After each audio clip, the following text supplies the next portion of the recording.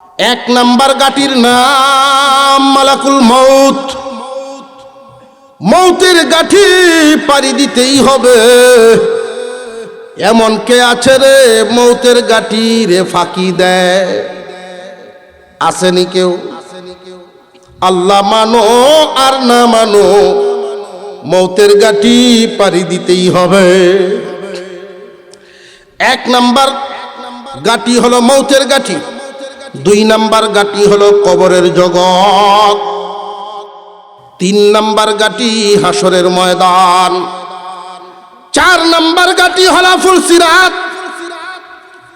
এই চারটা বিপদের গাঠি, যাত্রীটা যেই মানের আচরণ হবে সেই মানের। এয়ারপোর্টে দেখবেন সাধারণ যাত্রীদের বসার ব্যবস্থা, তাদের সাথে ব্যবহার একরকম, ভিআইপিদের সাথে ব্যবহার আরেক রকম। বুঝে আসতো? বাস স্ট্যান্ডও দেখছেন না? এনার যাত্রীর যেই হালত, লোকাল বাসে যাত্রীর কি হালত। লোকাল যাত্রীরা মালিক তাকে কেন ব্যাগ নিছে আরেকজনে টানাটানি, ভাই কই যাবেন আসেন ভাই, ঠিক না বে ঠিক?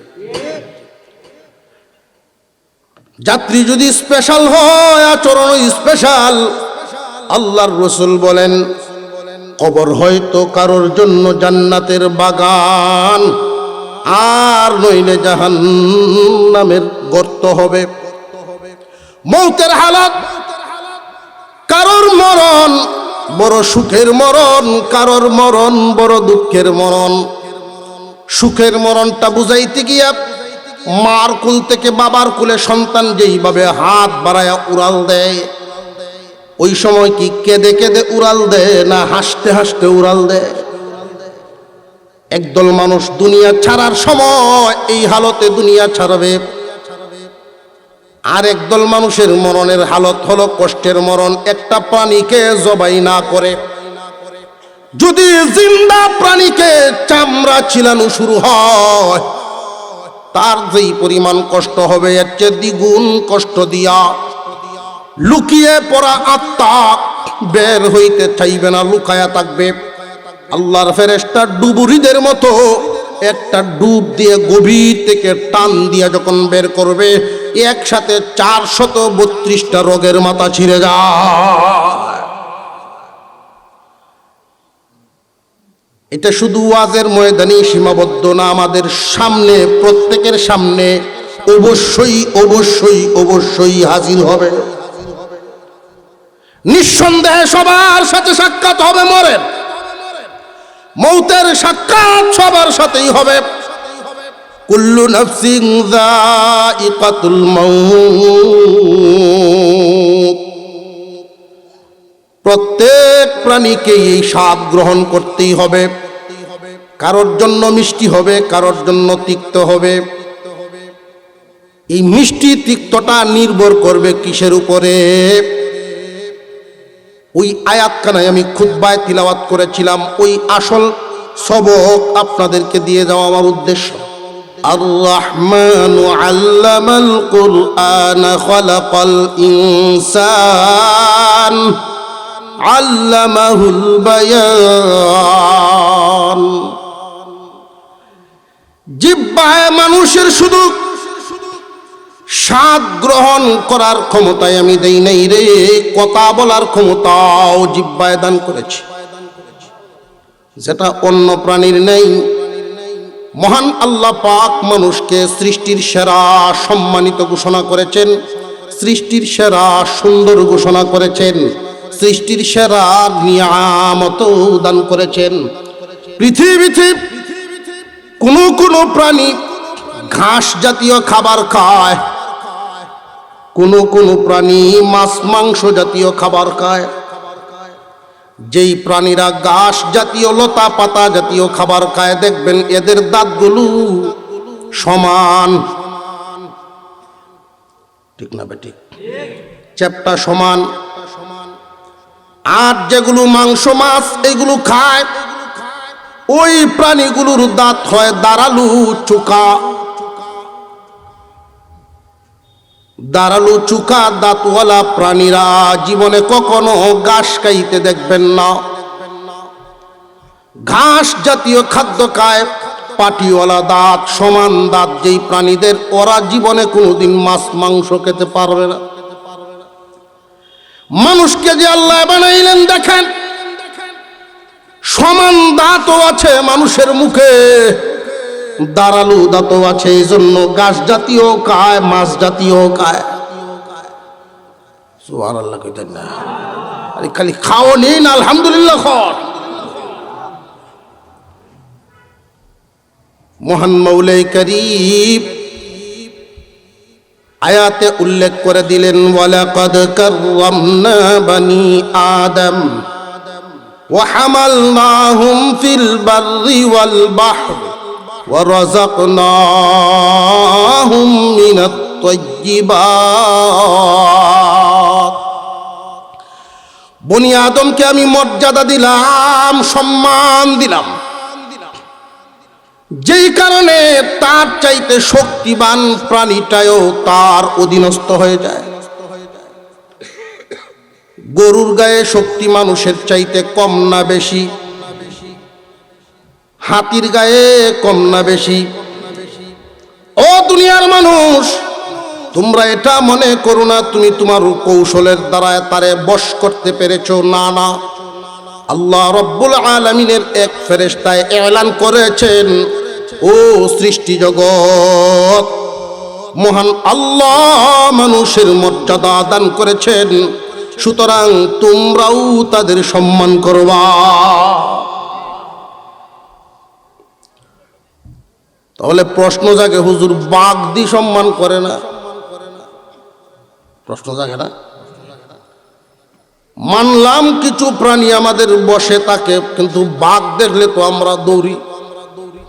বাঘে তো মানে না, যে বাঘে মানে মানুষ যদি মানুষ হয় ফেরেশতার চেয়েও দামি হয়।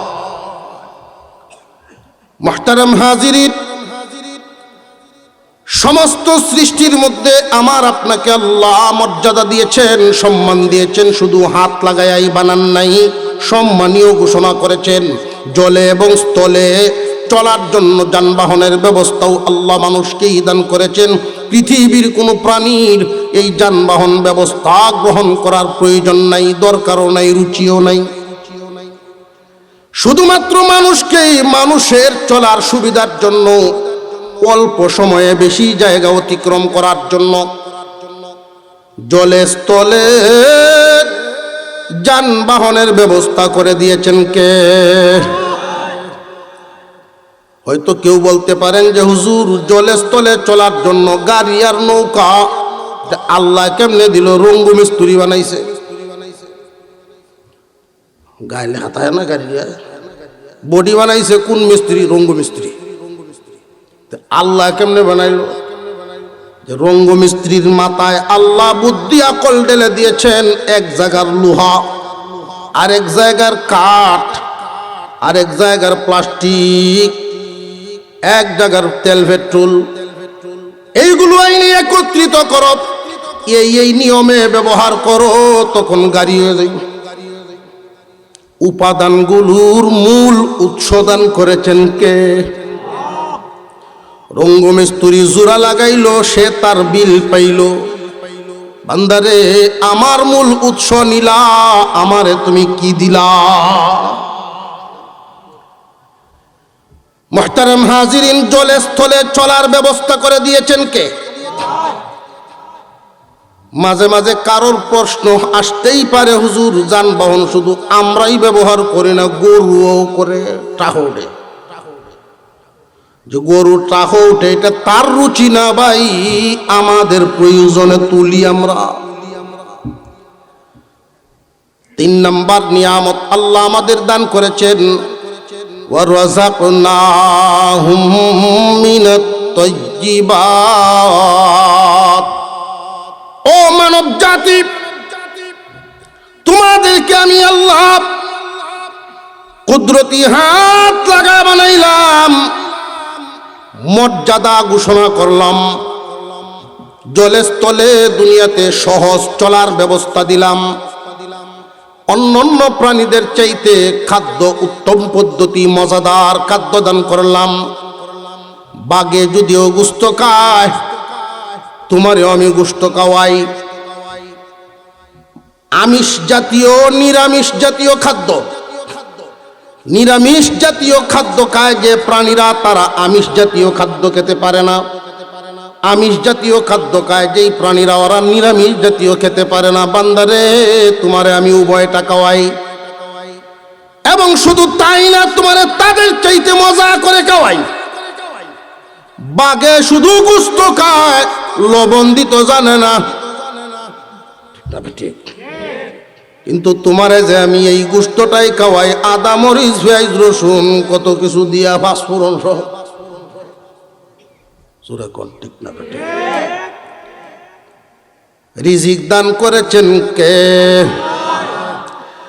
জীবন ভরা শুধু খাবো না, আল্লাহকেও দিব। এক আয়াতের মধ্যে আল্লাহ বলেন, ইয়া আইয়ুহাল্লাযীনা আমানু কুলু মিন তাইয়্যিবাতি মা রাযাকনাকুম, কুলু মিন তাইয়্যিবাতি মা রাযাকনাকুম ওয়াশকুরু লিল্লাহি ইন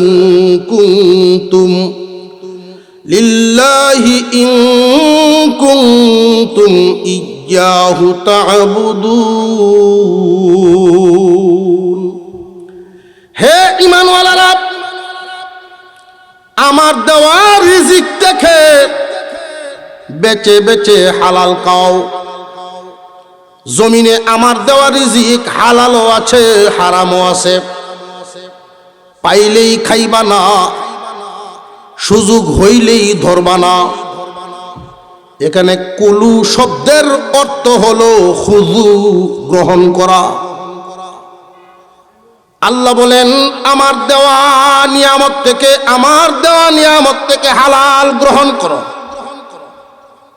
নইলে সুদ যে খাওয়া শব্দটা উল্লেখ আছে, আল্লাহ বলেন যারা সুদ খায়, এই খায় অর্থ হইল গ্রহণ করে যারা। নইলে এক জাতীয় চালাক মানুষ নিজেরা মাসালা বানাইব। আল্লাহ তো খাওয়ার কথা নিষেধ করছেন, খাইতাম না সুদ। সুদের টাকা দিয়া ফালং কিনাম, গাড়ি কিনাম, আছে না সেটা? আল্লাহ রাব্বুল আলামিন শব্দ ব্যবহার করেছেন, ও দুনিয়াবাসী, আমার দেওয়া রিজিক থেকে হালালটা বেছে বেছে খাও। মুহতারাম হাজিরিন, সমস্ত রিজিক দিয়েছেন কে? সমস্ত মানুষগুলো বানাইছেন কে? মানুষ মাত্রই সম্মানী, মানুষ মাত্রই মর্যাদাবান। প্রত্যেকটা মানুষের নিজের একটা অধিকার, নিজের একটা সম্মান সৃষ্টিগতভাবেই আল্লাহ দান করেছেন। সমস্ত প্রাণীদের মধ্যে মানুষ শ্রেষ্ঠ। মানুষদের মধ্যে আবার পার্থক্য। তাম পৃথিবীর সমস্ত মানুষ আল্লাহর নজরে এক সমান সম্মানী না। জমিনের মধ্যে ইমানদার যারা, আল্লাহর নজরে সম্মানী তারা।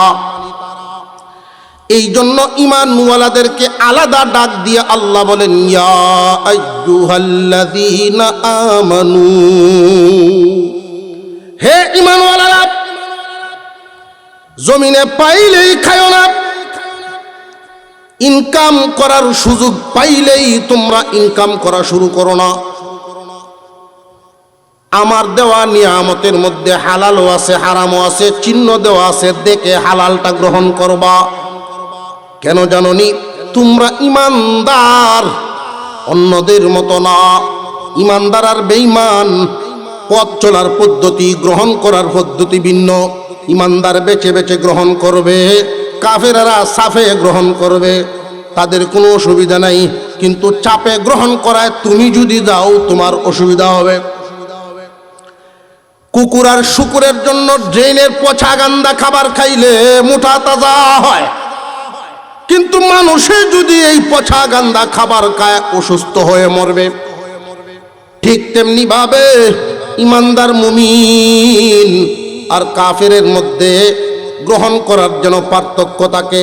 তুমি ঈমানওয়ালা পবিত্র গ্রহণ করবা পবিত্র, কাফেররা অপবিত্র, তাদের কোনো বেদ বিচার নাই, বেদ বিচার নাই, দুনিয়ায় এদের জন্য জান্নাত বানায়া দিছি। মুহতারাম হাজিরিন, আল্লাহ পাক রব্বুল আলামিন এই আয়াতে যে ঘোষণা দিলেন হালালটা গ্রহণ করো, হালাল খাইবা, হালাল লইবা, হালাল পরবা, হালাল ব্যবহার করবা, স্ত্রী সন্তান হালাল দিয়া বরণ পোষণ করবা। প্রাচুর্য আল্লাহর কাছে গ্রহণযোগ্য না, হালাল এবং পবিত্রটা আল্লাহর কাছে গ্রহণযোগ্য। কেউ দান করলো 100 টাকা, পুরাটাই গাম জোরানো হালাল পয়সা। পক্ষান্তরে আরেকজনে দান করলো 1 লক্ষ টাকা, পুরাটাই ঘুষের। আল্লাহর কাছে গ্রহণ হবে কোনটা, হারাম না হালাল?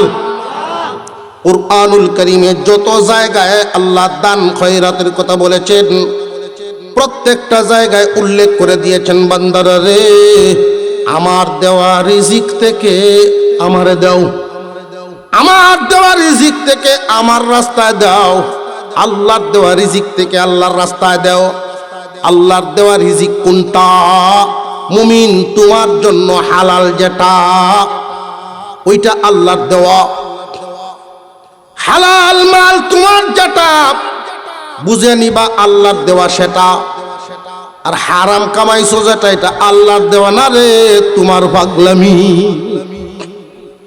পাগলামি কেমনে? হুজুর এটা কি বললেন? কিয়ামতের কঠিন ময়দানে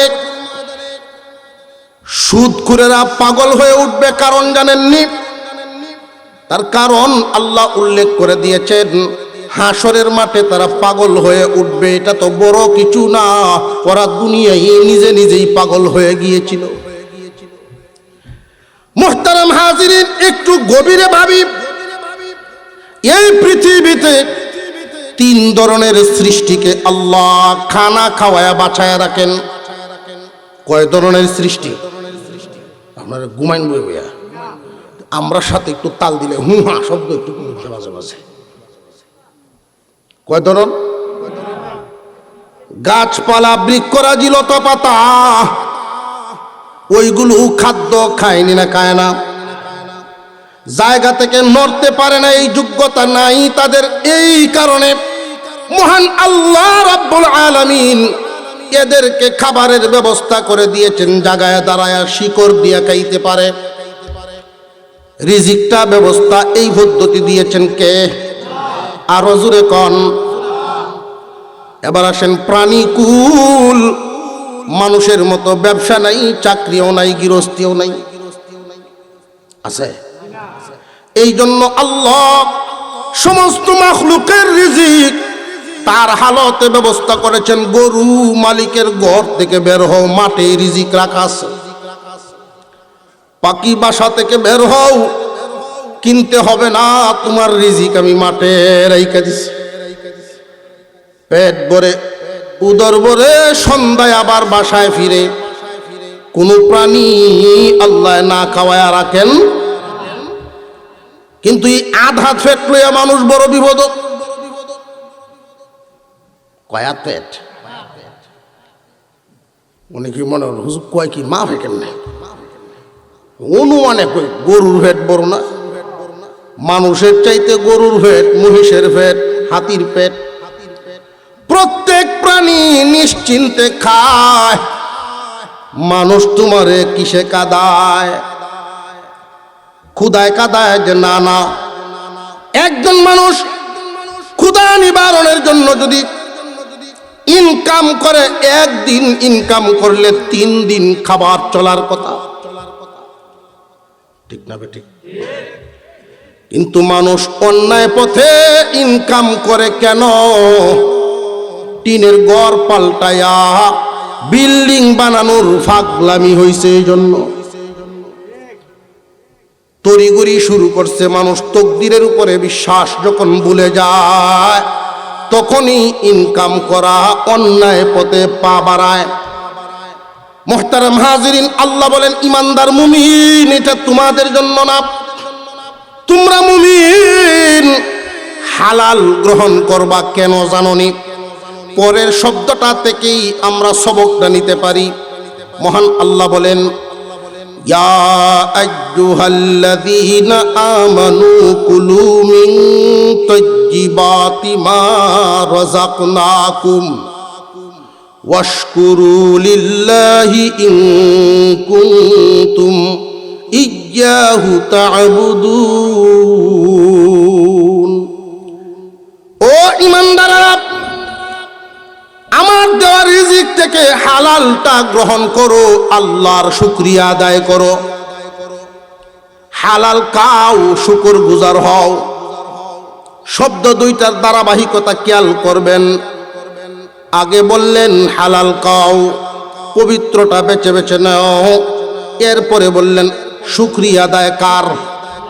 আরো জোরে কোন। হালালটা গ্রহণ করবে যারা, শুকর গুজার হইবে তারা।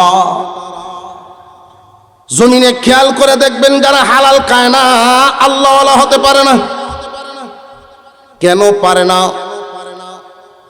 আমরা এখানে যারা আছি একটা বিষয় একটু ভালো করে বুঝি। আমাদের এই বডির প্রত্যেকটা অঙ্গের আলাদা আলাদা নাম আছে না নাই? হাতের নাম হাত, নাকের নাম নাক, চোখের নাম চোখ। বলুন তো দেখি 3.5 হাত বডিতে মানুষ কোন জায়গার নাম? বুঝে আসতেছে? আমাদের এই বডির মধ্যে আত্মা এবং বডি, আমাদের এই শরীরটার সাথে আত্মার সংমিশ্রণ, দুইটা মিলে আলাদা একটা নাম হয়েছে মানুষ। একটা অংশ হলো আত্মা আর একটা হইল বডি। আত্মা পাঠাইছেন আল্লাহর পক্ষ থেকে, আল্লাহর একটা হুকুম। বডি বানাইছেন মাটির থেকে, এই জন্য বডির বরণ পোষণের ব্যবস্থাও আল্লাহ করেছেন মাটি থেকে, খাদ্যের মাধ্যমে। বডি চার্জ হবে কিসের মাধ্যমে? খাদ্যের মাধ্যমে বডি চার্জ করা হয় প্রতিদিন 3 বার। আল্লাহ পাক রব্বুল আলামিন আত্মাকে খাদ্য দিয়েছেন কমপক্ষে দৈনিক 5 বেলা। কয় বেলা? 5 ওয়াক্ত নামাজের মাধ্যমে আত্মার খাদ্য দেওয়া হয়। 3 বেলা খাবারের মাধ্যমে বডির খাদ্য দেওয়া হয়। এই যে বডি আর আত্মা, দুইটার সাথে দুইটা সুইচ লাগানো আছে। একটাই মানুষকে খারাপির দিকে ধাবিত করে, আর একটা মানুষকে ভালোর দিকে ধাবিত করে। দুটোটা আমি এবং আপনার মধ্যে দান করা আছে, প্রত্যেকের ভিতরে আছে। এটা যখন যেই সুইচে টিপ দিবা, ওই দিকে তুমি আগাইবা। এখন বুঝার বিষয় হলো, চার্জ আছে যেটা, সার্ভিস দিব ওইটা। মুহতারাম হাজিরিন, 5 ওয়াক্ত খাবার খাওয়ার কথা আত্মায়। সারা বছরে ভাই মাত্র 2 সেজদা ঈদের দিন। সারা বছর এই আত্মা না খায়া থাকতে থাকতে থাকতে থাকতে সুইচও সাজ হইব, কোন সময় আত্মার ইত্য নাই।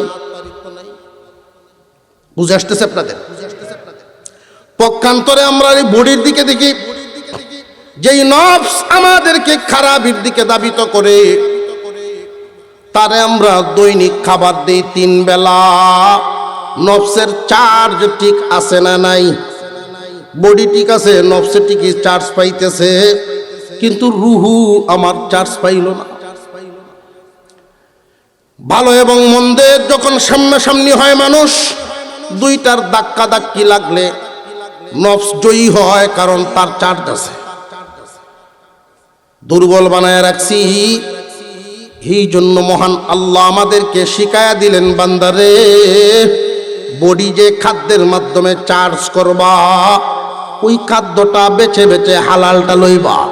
হালাল পবিত্র খাদ্যটার দ্বারায় যেই রক্ত মাংসটা তোমার বডিতে হবে, এটার দ্বারায় যে নফস চার্জ হবে, ওইটাও ভালোর দিকে ধাবিত করবে, রুহুকে সহযোগিতা করবে, খারাপির দিকে তোমারে নিবে না। সূক্ষ্ম কথাটা বুঝতে পারছেন কিনা? সন্তান ভালো হোক, এটা আমরা প্রত্যেকেই চাই। স্ত্রী সন্তানকে ভরণ পোষণ করা, হালাল মাল দিয়া করা, এটা তাদের পাওনা। হালালের জায়গায় যারা হারাম দিয়ে করে, স্ত্রী সন্তানের উপরে জুলুম করে।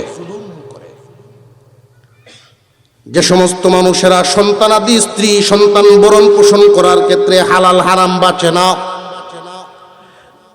হালাল হারাম যদি না বাঁচে, বড় হয়ে তাদের দ্বারায় হালাল আচরণের আশাও করা যায় না। জানিয়ে রাখবেন, এই দুনিয়ার মোহ মায়ায় আখিরাত আমরা ভুলে গেছি। পৃথিবীর জমিনে আসার সময় খরচ মাত্র 150 টাকার কাপড় পরেছিলাম, যাওয়ার সময় বেশি তো বেশি 1500। আসার সময় 150, যাওয়ার সময় 1500, মাঝখানে যা করলা সব পেরেশানি। আরো আশ্চর্যের ব্যাপার হলো, চিন্তার বিষয়, আসার সময়ে ওই 150 কাপড় নিজে পরতে পারলাম নাই, যাওয়ার সময় 1500 কাপড় নিজে পরার ক্ষমতা নাই। অন্যেরাই পরাইয়া দিবে, সাথী হবে তোমার আমল নামা। আমল যদি ভালো হয়, সামনের সফর তোমার মঙ্গল হবে। পৃথিবীর অন্যান্য প্রাণীরা আর আমার আপনার মধ্যে মর্যাদার বেশ কম আছে না নাই? আল্লাহর দেয়া নিয়ামতেরও বেশ কম আছে না নাই? এই কারণেই ইমানদার মুসলমান অন্যদের কোনো সামনে ভয় নাই, চিন্তা নাই। আমি আপনি মানুষ, আল্লাহ মানেন আর না মানেন, নেককার হন আর বদকার হন, প্রত্যেকের সামনে বিপদের গাটি আছে। 4টা গাটি পাড়ি দিয়া শেষ ঠিকানায় পৌঁছতে হবে। এমন কোনো মানুষ নাই যেই মানুষ এই গাটির সম্মুখীন হবে না। আমাদের সামনে, প্রত্যেকের সামনেই গাটি আছে 4টা। 1 নাম্বার গাটির নাম মালাকুল মউত। মৌতের গাঠি পাড়ি দিতেই হবে। এমন কে আছে রে মৌতের গাঠি রে ফাঁকি দেয়? আসেনি কেউ? আল্লাহ মানো আর না মানো, মৌতের গাঠি পাড়ি দিতেই হবে। 1 নাম্বার গাঠি হলো মৌতের গাঠি, 2 নাম্বার গাঠি হলো কবরের জগৎ, 3 নাম্বার গাঠি হাসরের ময়দান, 4 নাম্বার গাঠি হলো ফুলসিরাত। এই 4টা বিপদের গাঠি, যাত্রীটা যেই মানের আচরণ হবে সেই মানের।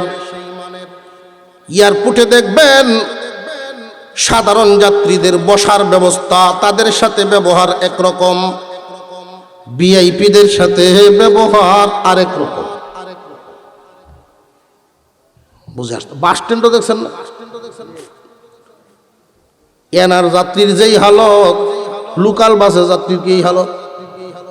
লোকাল যাত্রীরা মালিক তাকে কেন ব্যাগ নিচে আরেকজনে টানাটানি, ভাই কই যাবেন আসলে, ঠিক না ঠিক?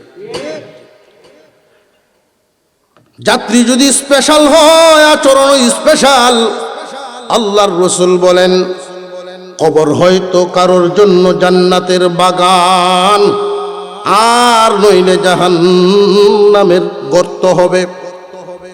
মৌতের হালত, কারোর মরণ বড় সুখের মরণ, কারোর মরণ বড় দুঃখের মরণ।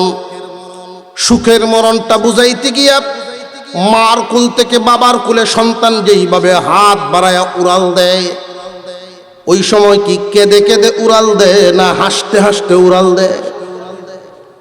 একদল মানুষ দুনিয়া ছাড়ার সময় এই হালতে দুনিয়া ছাড়বে, আর একদল মানুষের মরণের হালত হলো কষ্টের মরণ। একটা প্রাণীকে জবাই না করে যদি জিন্দা প্রাণীকে চামড়া ছিলানো শুরু হয়, তার যেই পরিমাণ কষ্ট হবে এর চেয়ে দ্বিগুণ কষ্ট দিয়া লুকিয়ে পড়া আত্মা বের হইতে চাইবে না, লুকায়া থাকবে। আল্লাহর ফেরেশতা ডুবুরিদের মতো একটা ডুব দিয়ে গভীর থেকে টান দিয়ে যখন বের করবে, একসাথে 432টা রোগের মাথা ছিঁড়ে যায়। এটা শুধু ওয়াজের ময়দানেই সীমাবদ্ধ না, আমাদের সামনে, প্রত্যেকের সামনে অবশ্যই অবশ্যই অবশ্যই হাজির হবে। নিঃসন্দেহে সবার সাথে সাক্ষাৎ হবে। মৌতের সাক্ষাৎ সবার সাথেই হবে। কুল্লু নাফসিন যায়িকাতুল মাউত, প্রত্যেক প্রাণীকে এই স্বাদ গ্রহণ করতেই হবে। কারোর জন্য মিষ্টি হবে, কারোর জন্য তিক্ত হবে। এই মিষ্টি তিক্তটা নির্ভর করবে কিসের উপরে? ওই আয়াতখানায় আমি খুতবায় তিলাওয়াত করেছিলাম, ওই আসল সবক আপনাদেরকে দিয়ে যাওয়া আমার উদ্দেশ্য। ইয়া আইয়ুহাল্লাযীনা আমানুত্তাকুল্লাহ হাক্কা তুকাতিহি ওয়া লা তামুতুন্না ইল্লা ওয়া আনতুম মুসলিমুন। আল্লাহ বলেন, হে ঈমানদারেরা, আয়াতের শেষে তিনি বলেন, মুসলিম না হইয়া মৃত্যুবরণ কইর না। ডাক দিয়েছেন ঈমানদার, মাঝখানে বলেছেন ইত্তাকুল্লাহ, আল্লাহকে ভয় করো। হাক্কা তুকাতিহি, ভয় করার মতো করো। ওয়ালা তামুতুন্না, মৃত্যুবরণ করবা না, কখনো না মৃত্যুবরণ করবা না, ইল্লা ওয়া আনতুম মুসলিমুন। বান্দারারে, যতক্ষণ না তোমরা মুসলমান না হইছো, আজরাইলের সাথে সাক্ষাৎ করো না, মরিও না। কথাটা কার? আল্লাহ নিজে পরামর্শ দেন, সাবধান, মরার আগেই মুসলমান হয়ে যাও। তাহলে কি আমরা মুসলমান না? বুঝার সুবিধার্থে প্রথমত পৃথিবীর মানুষগুলো দুই ভাগ, একদল ঈমানদার আর একদল বেঈমান। ঠিক না বেঠিক? ঈমানদাররা, ঈমানওয়ালারা, তাম পৃথিবীর সমস্ত ঈমানওয়ালারা তিন ভাগে বিভক্ত: গুনাহগার, পরহেজগার, ওলি। গুনাহগার মুসলমান, পরহেজগার মুসলমান, ওলি মুসলমান। সমস্ত কাফেররা একদিকে, তারা বেঈমান, এদের মৃত্যু হবে একরকম।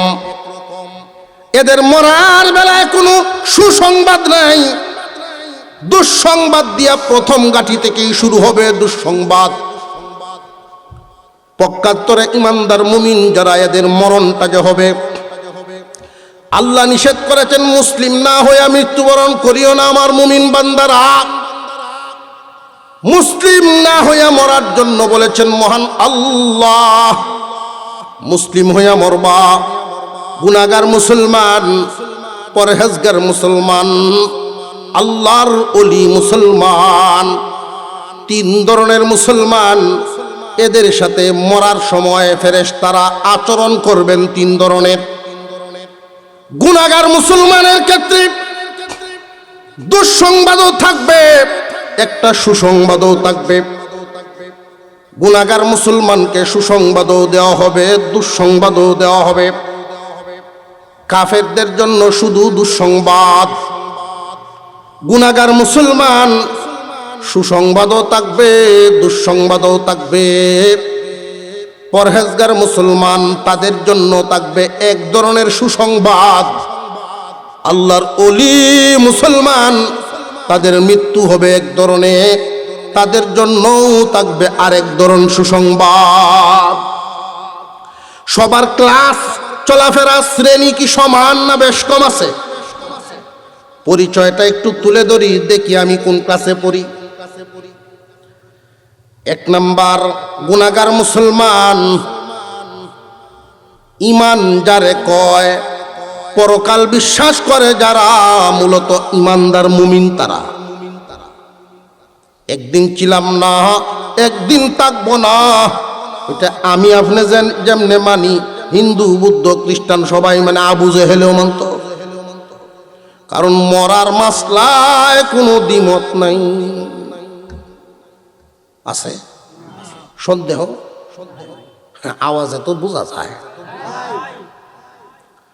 মরার মাসলায় কোনো দ্বিমত নাই। দ্বিমত করুক আর না করুক, আল্লাহর পয়গম্বর সাল্লাল্লাহু আলাইহি ওয়াসাল্লামের ঘরের সামনে আজরাইল যেই দিন দাঁড়িয়ে সালাম দেন, ফাতেমা রাদিয়াল্লাহু তাআলা আনহা বলেন, বাবা গো, এমন মানুষ মক্কা এবং মদিনায় কোথাও জীবনে দেখি নাই। এই মানুষ তো চিনি না, কোনদিন তারা দেখি নাই। আল্লাহর রাসূল বলেন, হাযা মালাকুল মাউত।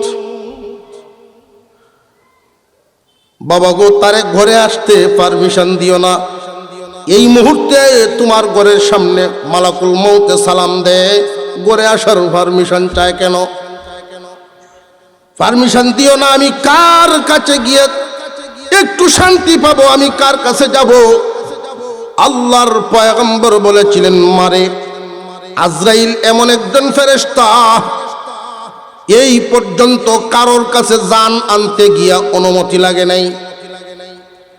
আজরাইল কারোর কাছে যাইতে পারমিশন নেয় না, আর যদি একবার যায় খালি হাতে ফিরে না। এই দুনিয়ার জমিনে তুমি কতদিন আছো এটা তুমিও জানো না। এমন কি যেই আজরাইল জান কবজ করবে উনিও জানে না, সেই ফেরেশতাও জানে না কার মরণ কোথায় হবে, কখন হবে, কে কখন কোথায় মরবে, একমাত্র আল্লাহ জানেন। এই জন্য আগের থেকেই ঠিক হয়ে যাওয়া গুনাহগার মুসলমান সমস্ত বিধিবিধান বিশ্বাস করে, ঠিক পালন করে, মন মতো বিশ্বাস করে, মনে প্রাণে আল্লাহ আছেন, কিন্তু প্রয়োগের ক্ষেত্রে গোলামি করে রবের না, গোলামি করে মনের। এমন মানুষ আছে না নাই? আল্লাহর ভয় মুখে, মনের কথায় চলে, অন্তরে মনের মোহাব্বত বেশি, মনের অনুসরণ। মনে যখন যা চায় তাই করে, বিধিবিধান ফলো করে না, বিশ্বাস করে ঠিক পালন করে। হালালে হারামে যখন যা সুযোগ পায় শুধু দুনিয়ার দুনিয়া। ফরজ নামাজের কাতারে দেখা যায় একামত চলতেছে, এই দিক দিয়ে দোকানের সামনে কাস্টমার খারাপ।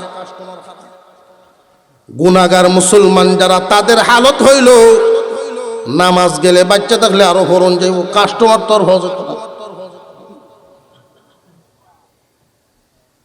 এমন আছে না? রমজান মাসে কাজের চাপ, বাচ্চা থাকলে আগামী রোজারা সামনে, এখন গৃহস্থিতে উঠাই, নইলে ফার্স্টটা কামলা বেশি লোন। রোজা গেলে গেল, কামলার পয়সা বাসলো। এই হলো একদল। হালালে হারামে আল্লাহর হুকুম মানে না মানে, সুযোগ থাকে যখন মানে তখন, অর্থাৎ মন মতো চলে, মনে যেমনে চায়। এরা গুনাহগার মুসলমান। চিনতে পারছেন তো? আরেক দল হইল পরহেজগার মুসলমান। আল্লাহর হুকুম, আমার দেয়া নিয়ামত থেকে হালাল গ্রহণ করো, হালাল পথে কোটিপতি হওয়া না জায়েজ, না জায়েজ? আরো জোরে কর। হালাল পথে যদি একজন মানুষ দুনিয়ার কোটিপতি হয়, জায়েজ, তার মাল পাক। কিন্তু হারাম পথে পরহেজগার 1 টাকাও গ্রহণ করবে না। পরহেজগারের সীমানা, আল্লাহ হারাম করেছেন এমন কাজ করবে না, ফরজ ওয়াজিব ছাড়বে না, কোনো আপোষ নাই। কাস্টমার দোকানের সামনে একটা কেন রে, 1000 খারা থাকলেও এদিকে তাকাবে না। আল্লাহর হুকুম, ফরজ ওয়াজিব ছুটে গেলে আর তো খুঁজে পাবো না, কখন মরণ হয়ে যায় ঠিক নাই। পরহেজগারের ফিকির থাকে, চিন্তা থাকে, আমার আল্লাহর হুকুম যদি আমি পালন না করি দুনিয়ার থেকে বিদায় হওয়া লাগে। আমলনামার শেষ পৃষ্ঠায় লেখা থাকবে, আমলনামার শেষ পৃষ্ঠায় উল্লেখ করা থাকবে জোহরের নামাজ কাজা, ফজরের নামাজ কাজা। যেই দিন মরছে সকাল 10টায় ওই দিন ফজর পড়ছে না। আমলনামার শেষ পৃষ্ঠায় আল্লাহর সন্তুষ্টির আমল নাকি অসন্তুষ্টির আমল, ওই ফিকির তাকে পরহেজগারের মাথায়। এই জন্য হারাম কাজ সে করে না, ফরজ ওয়াজিব ছাড়ে না।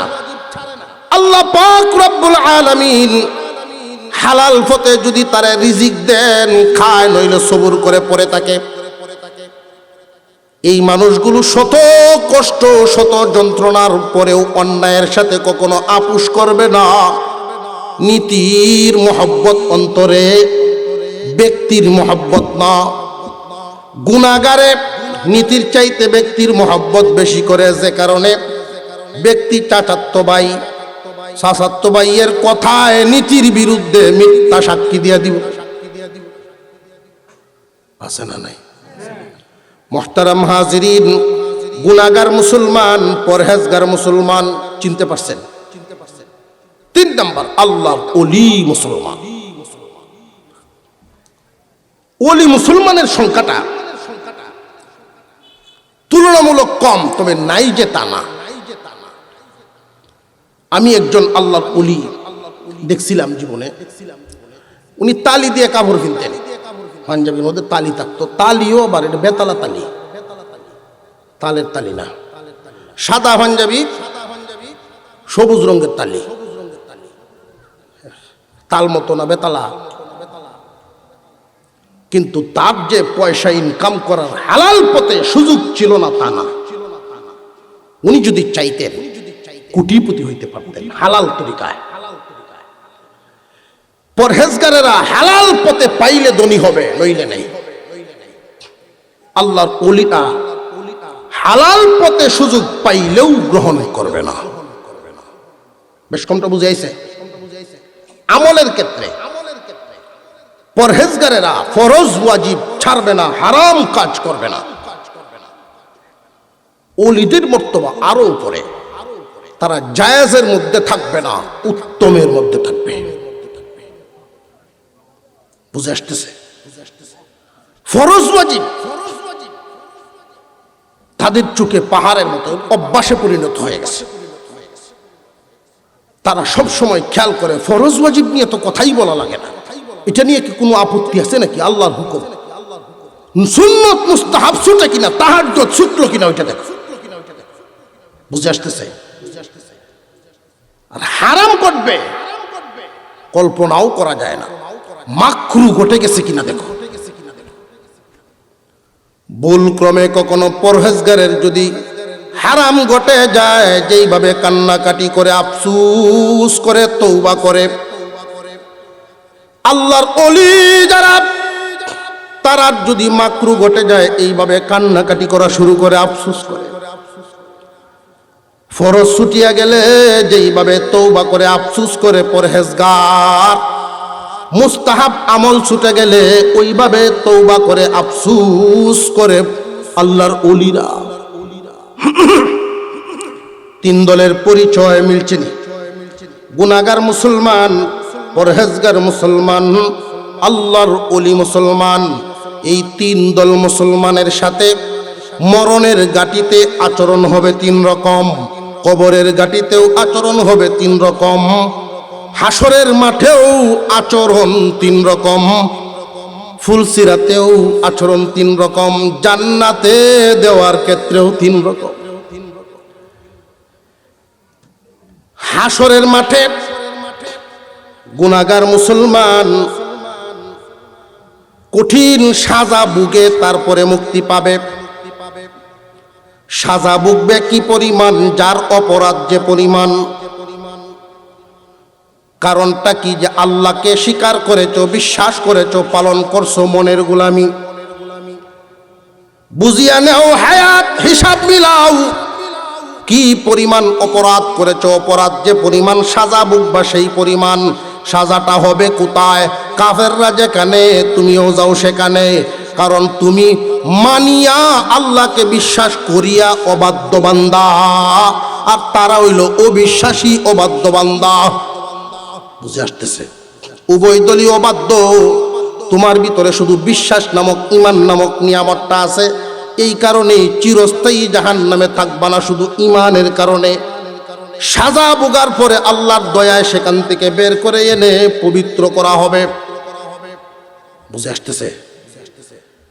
পক্ষান্তরে হাসরের মাঠে পরহেজগার মুসলমানদের হালত, এরপর পরহেজগার মুসলমানদের আমল নামা যখন মিজানে উঠানো হবে, পরহেজগারেরা খুব সাবধানে চলাফেরা করেছে, হালাল বেছে বেছে চলছে। কখনো যদি ঘটে গেছে হারাম, কান্নাকাটি করত, আল্লাহকে খুশি করার চেষ্টা করত। মহান আল্লাহ এদের আমল নামার হালত রাখবেন, বিচারের অবস্থা রাখবেন সহজ হিসাবে। এদেরকে জাহান্নামের সাজা না দিয়েই জান্নাত দিবেন। সুবহানাল্লাহ, আওয়াজটাই আপনারা বোঝা গেছে? জাহান্নামের আযাব না ভুগে যারা জান্নাতে যাবে তাদের ব্যাপারে আল্লাহ নিজে বলেন, فَمَنْ زُحْزِحَ عَنِ النَّارِ وَأُدْخِلَ الْجَنَّةَ فَقَدْ فَازَ। প্রত্যেকেই মৃত্যুর স্বাদ গ্রহণ করবে। হাসরের মাঠে যার যার কৃত কর্মের বদলা দেওয়া হবে। ওই দিন যারা জাহান্নামের আগুন থেকে মুক্তি পাবে, জান্নাতে প্রবেশ করানো হবে, ফাকাদ ফাজ, তারাই সফল কাম। জাহান্নামের আগুনে গেল না, যাইতে হলো না, সরাসরি জান্নাত পাইল। সফলতা কম পাইল না, অনেক বড়। মুহতারাম হাজিরিন, আরেক জামাত যে রইল অলিগণের জামাত। ময়দানের বিচার শুরু হওয়ার আগেই দুই দল বিদায় হবে। বিচার কার্য শুরুর আগেই দুই দল বিদায়। এক দল হইল কাফেররা বিদায়, চিরস্থায়ী জাহান্নামী, এদের হিসাব নিকাশের দরকার নাই। বেঈমান কাফের বিচার কার্য আদালত শুরু হওয়ার আগেই এক ঘোষণায় তারা জাহান্নামী, চলে যাও, ফেলে দাও এদের। ইমানেই নাই, খাতাই নাই, হিসাবটা কি? চিরস্থায়ী জ্বলতেই থাকবে। আর একদল হলো নবীগণ অলিগণের জামাত। এই বিচার কার্য চলবে 50,000 বছর সমপরিমাণ সময়। এত সময় আমার নবীগণ, আমার অলিগণ রে এইখানে অপেক্ষা করানোর প্রয়োজন নাই। তাদেরকে বিনা হিসাবেই দিয়া দাও জান্নাত। পরহেজগারদের হিসাব হবে, তবে সহজ হিসাব। আল্লাহর ওলিদের যাওয়া হবে হিসাবে না বেহিসাবে? বিনা হিসাবে। এবার আসেন হাসরের মাঠের হালত তো বুঝলাম। দুনিয়ার গাঠি, প্রথম গাঠিটা মৌতের গাঠির থেকে বিদায়ের হালত। গুনাহগার মুসলমানের কাছে যখন আজরাইল আলাইহিস সালাম আসবেন, ফেরেশতা এসে কানে কানে সুসংবাদ দুঃসংবাদ দুইটা দিবে। রে আল্লাহর বান্দা মুমিন, ইমানদার হওয়ার কারণে সুসংবাদ, চিরস্থায়ী জাহান্নামের আগুন থেকে বাইচা গেলা। চিরস্থায়ী জাহান্নামের আগুন থেকে বাইচা গেলা ইমানদার হওয়ার কারণে। তবে এবার দুঃসংবাদটা শুনো, তুমি সরাসরি জান্নাত পাইবা না রে। আল্লাহর গোলামি করো নাই, মনের গোলামি করছো, এই কারণে তুমি সরাসরি জান্নাত পাইবা না। সাজা ভুগবে আগে, জান্নাত পাবে পরে। বুকবা তুমি কি পরিমাণ অপরাধ কামাইছো, যে পরিমাণ। যেই মাত্র অপরাধের সাজার কথা শুনবে, নাফরমানের আত্মা বের হইতে চাইবে না, লুকাইতে চাইবে ভিতরে। তাই দুই ফেরেশতারই কসমকে আল্লাহ বলেন, ওয়ান্নাজিআতি গারকান ওয়ান্নাশিতাতি নাশতা। একদল ফেরেশতায় জান কবজ করে গিরা কুলার মাধ্যমে, আরেক দলে জান কবজ করে ডুব দিয়া গভীর লুকানো বস্তুর মতো। নাফরমান গুনাহগার যারা, এই মানুষগুলোর আত্মা দুঃসংবাদ শুনিয়া বের হইতে চাইবে না মুসলমান ভাইয়েরা। তখন ফেরেশতা তার মধ্যে এমন এক ডুব দিবে, এক ডুব দিয়ে ওই হাড়ের নিচে লুকানো অবস্থায় পায়ের তলা যেখানেই সে লুকায়া থাকে ওইখান থেকেই ধরবে, একটা টান দিবে। এক টান দিয়া যখন বের করবে দুর্গন্ধ থাকবে, ফেরেশতাদের জামাতটা দেখেই তারা কাঁপতে থাকবে। বিশ্রী চেহারা, গায়ের লোম পশম থাকবে লম্বা লম্বা, নাকের শ্বাস থাকবে বজ্রপাতের মতো, বিজলির মতো অগ্নিবর্ণ চক্ষু নিয়ে লম্বা দাঁত বিশিষ্ট, দুর্গন্ধযুক্ত বডি। 500 ফেরেশতার একটা দল যখন সে দেখতে পাবে ভয়ে চিৎকার করতে থাকবে। নবীজি বলেন, প্রাণীকে জিন্দা উল্টা চিলায় ফেললে যেমন কষ্ট হবে, এর চাইতে দ্বিগুণ কষ্ট দিয়ে তার জান বের করা হবে। সাবধান নাফরমান, এই দুনিয়ার মোহ মায়ায় পড়ে মাত্র 150 শুরু করেছিল, 1500 বিদায় দিয়ে দিল। এই দুনিয়ার জন্য তুমি এত পেরেশান কেন হয়ে যাও? দুনিয়া তোমার বন্ধু না রে, নেক আমলেই আখিরাতের সাথী। মুহতারাম হাজিরিন, পক্ষান্তরে গিরা কোলার মাধ্যমে যার রুহু বের করা হবে, দেখবেন বেলুনের ভিতরে বাতাস আছে। বাতাসটা ভরলে যদি কেউ চায় ওই বেলুনের বাতাস বের করত, সহজে কিন্তু এই গিরা খুলতে পারবে না। মুখের মধ্যে একটা চাপ দিতে হইব আগে, বেলুনের মুখের চাপ দিয়া ইজি করবে, স্বাভাবিক করবে, তখন গিরা খোলা সম্ভব হবে। ওই যে চাপটা দিবে, নবীজি বলেন এই চাপটা উহুদ পাহাড় সমপরিমাণ। বুকের উপর উহুদ পাহাড় রেখে দিলে যেমন, আজরাইল আলাইহিস সালাম আমার আপনার পয়গম্বরের রূহ নেওয়ার জন্য আসছেন। আজরাইল রে, আমার উপর কি রাইখা দিছো? এত ওজন কেন আমার উপরে উহুদ পাহাড় রেখে দিলা নাকি? আজরাইল আলাইহিস সালাম বলেন, হুজুর, এই পর্যন্ত কারোর জান আমি আজরাইল এত আসানে কবজ করি নাই, এত আসানের সাথে জান কবজ আমি এই পর্যন্ত কারোর করি নাই। আজরাইল রে, তাহলে আমার উম্মতের না জানি কত কষ্ট হবে। জান বের হয় তো কোনো উম্মতি করে। বলি মারহাবা, মাশাআল্লাহ, আলহামদুলিল্লাহ, জোরে বলেন নারে তাকবীর। খুশি না বেজার? তাহলে তো বুঝতেছি না। আল্লাহ কবুল করেন, বলুন আমিন। মুহতারাম, আজকের মাহফিলের মধ্যমণি হযরতুল আল্লাম হযরত মাওলানা আব্দুল মান্নান উসমানী সাহেব দামাত বরকাতুহুল আলিয়া, যার হাত ধরে আখিরি মোনাজাত হবে ইনশাআল্লাহ। আলহামদুলিল্লাহ। মুহতারাম হাজিরিন, আল্লাহ রাব্বুল আলামিন আজরাইলকে জানায়া দিয়েছিলেন, আজরাইল রে, আমার দোস্তরে জানায়া দাও, যারা নেককার হবে এদেরকে এই চাপের কষ্টটাও আমি আল্লাহর পক্ষ থেকে এই কষ্ট যেন না পায় ব্যবস্থা নিব। এই পরিমাণ কষ্ট আমি এদেরকে দিব না, বিনা কষ্টে বিদায় দিব। প্রশ্ন জাগতে পারে, তাহলে হবে না কেন কষ্ট? চাপ না দিয়া গিরা খুলবে কেমনে? যে আজরাইলে চাপ দিয়াই খুলবে, কিন্তু বান্দার কষ্ট হবে না। উদ্দেশ্য ছিল যেটা, আল্লাহ বলেন মুসলিম না হইয়া মৃত্যুবরণ করবা না। মুসলিম 3 ধরনের পাইলাম, গুনাহগার, পরহেজগার, ওলি। ওলি যদিও হইবার না পারি, অন্তত গুনাহগার হইয়া যেন না মরি, কথাটা মনে রাখবে। পরহেজগারি, অন্তত পরহেজগারের ক্লাসটা যেন আমরা অবলম্বন করতে পারি। আল্লাহ তৌফিক দেন, বলুন আমিন। আজকের মাহফিলকে আল্লাহ কবুল করেন। আমার ভাই এসে পৌঁছে গেছেন আখিরি মোনাজাত পর্যন্ত। আমরাও দরখাস্ত করলাম আমাদেরকেও দোয়ায় শামিল রাখবেন। আল্লাহ তাআলা আজকের এই অংশগ্রহণকে কবুল করেন, আমরা বলি আমিন।